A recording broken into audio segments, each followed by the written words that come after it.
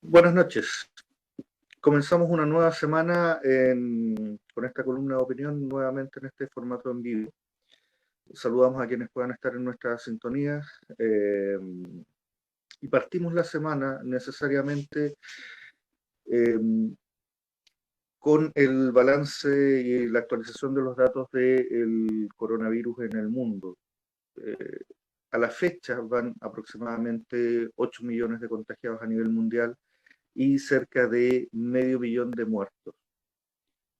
Si a alguien le cuesta aún dimensionar cuánto es esta cantidad, imagínense por un momento que cerramos los ojos y cuando los abrimos vivimos en un mundo distópico diferente donde todos los habitantes de la región metropolitana, desde San José de Maipo hasta Tiltil, están contagiados con coronavirus y donde una comuna como Maipú o Puente Alto eh, fallecieron todos sus habitantes.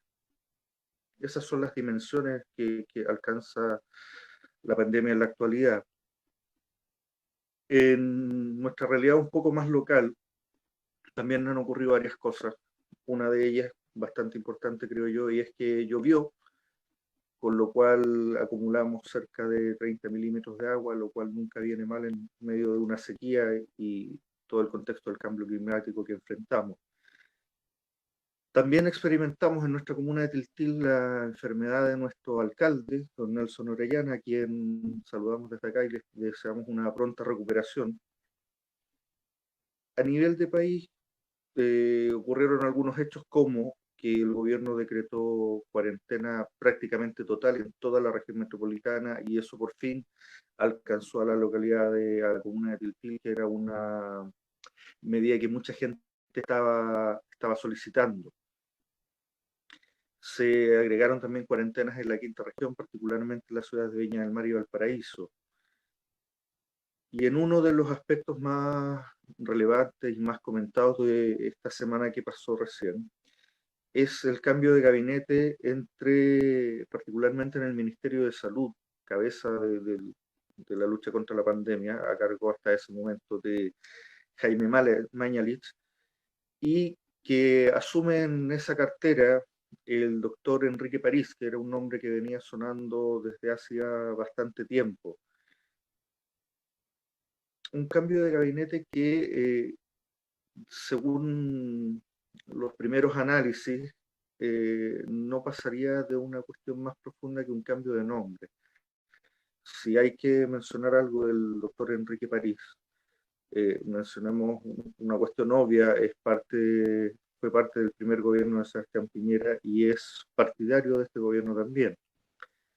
Eh, el doctor Enrique París es el que criticaba a Isquia Siches cuando Isquia Siches mencionaba y pedía que las cuarentenas debían aplicarse con más severidad al principio de la pandemia.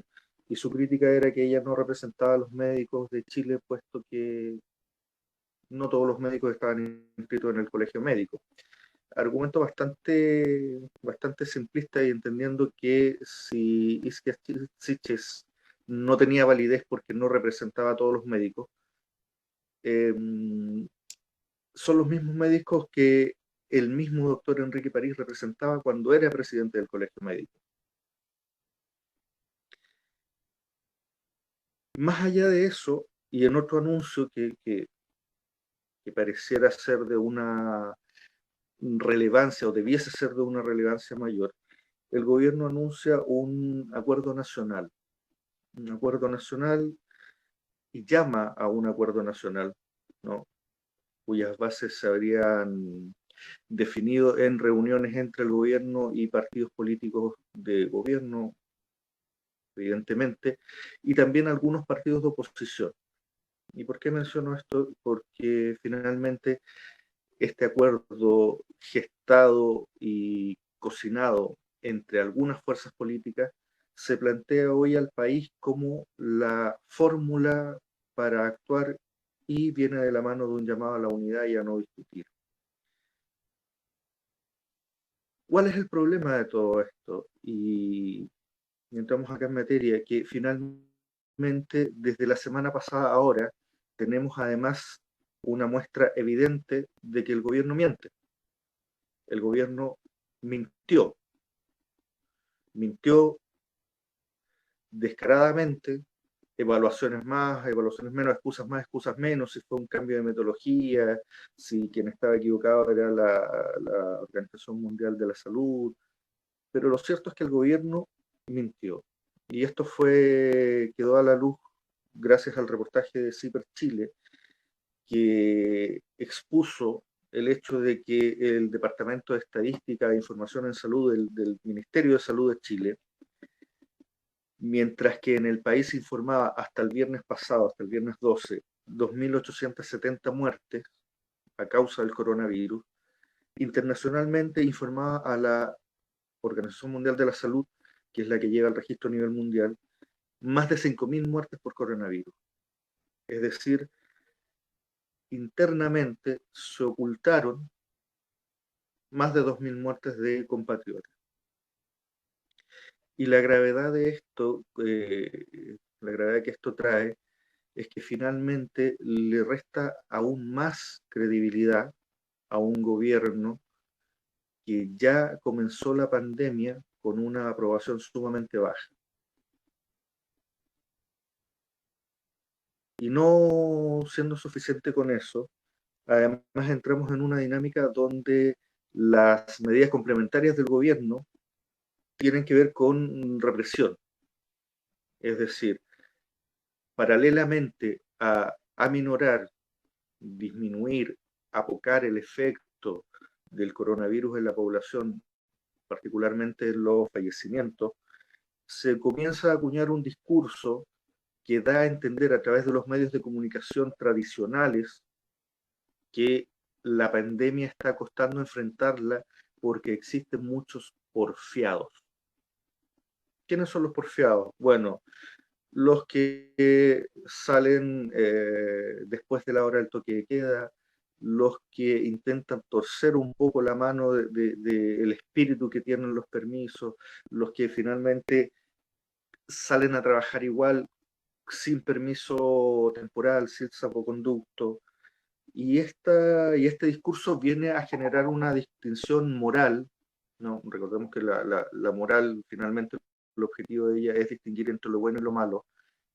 Y este discurso viene a distinguir entre el buen ciudadano y el mal ciudadano, donde finalmente el buen ciudadano es aquel que se queda en casa, que saca puntualmente sus permisos temporales para todas las actividades que sean en el exterior de su hogar, es el que no cuestiona las políticas de gobierno, es el que no realiza mayores análisis y es el que finalmente eh, engancha un poco con esta idea de que hoy no es tiempo de discutir acerca de cómo hacer las cosas, hoy es tiempo de unidad y es tiempo de una unidad sin cuestionar absolutamente nada. Por el contrario, el mal ciudadano, de acuerdo a esta distinción moral impulsada por el gobierno, es aquel que cuestiona, aquel que busca, que busca su sustento sin los permisos requeridos, es aquel que está fuera de la norma. Cuestión que finalmente determina que muchas personas caigan en esta condición de, entre comillas, mal ciudadano solo por el hecho de intentar sobrevivir. Pongo un ejemplo sumamente claro. Cualquier habitante de la comuna de Tiltil, para poder hacer trámites bancarios, tiene que sacar un permiso temporal que dura 3 horas.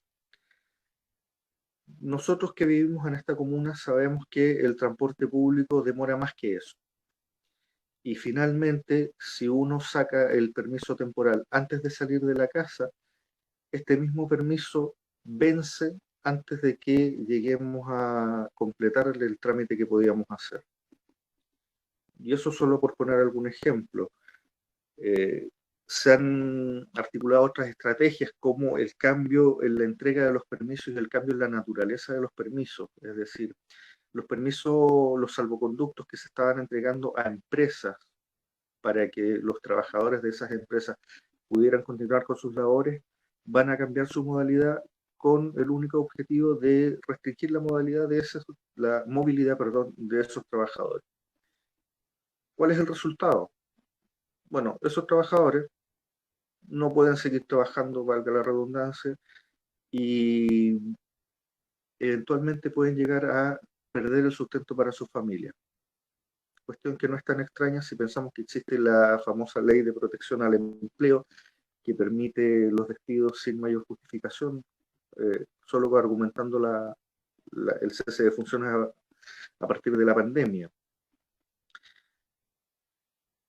Peor aún si consideramos que muchas de estas personas, para poder acceder a los beneficios del gobierno, deben actualizar el registro social de hogares y entendiendo que es un trámite que está demorando poco más de un mes para ser efectivo.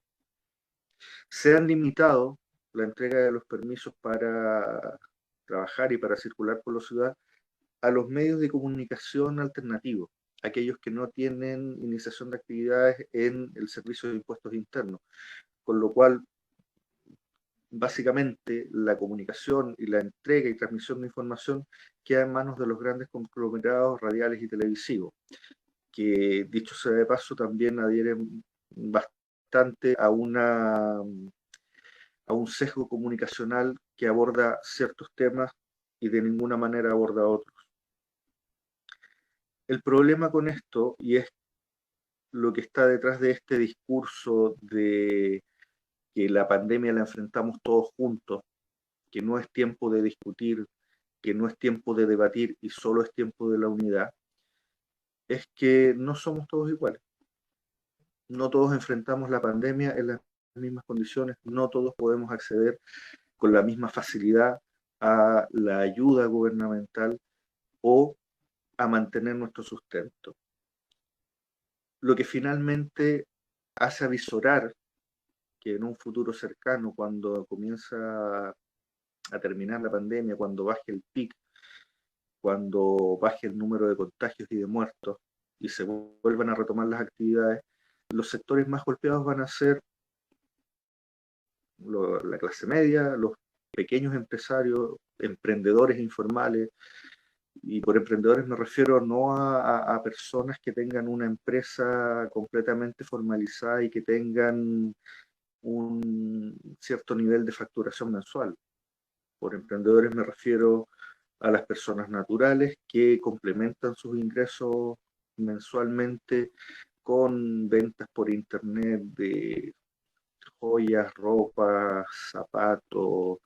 Me refiero a los maestros que los fines de semana hacen pololos, trabajos temporales para poder complementar ingresos.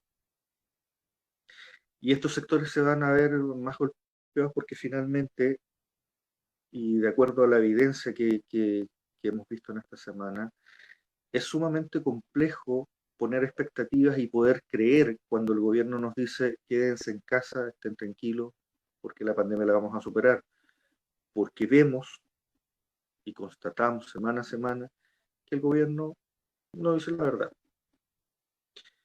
Para muestra un botón, el nuevo ministro de Salud, el doctor Enrique París, muy confundido con otro doctor Enrique París, el doctor Enrique París Roa, médico personal de Salvador Allende, asesor en materias de educación y de salud, y que es un detenido desaparecido parte de cuyos restos fueron encontrados en el regimiento de Peldehue, en Colina.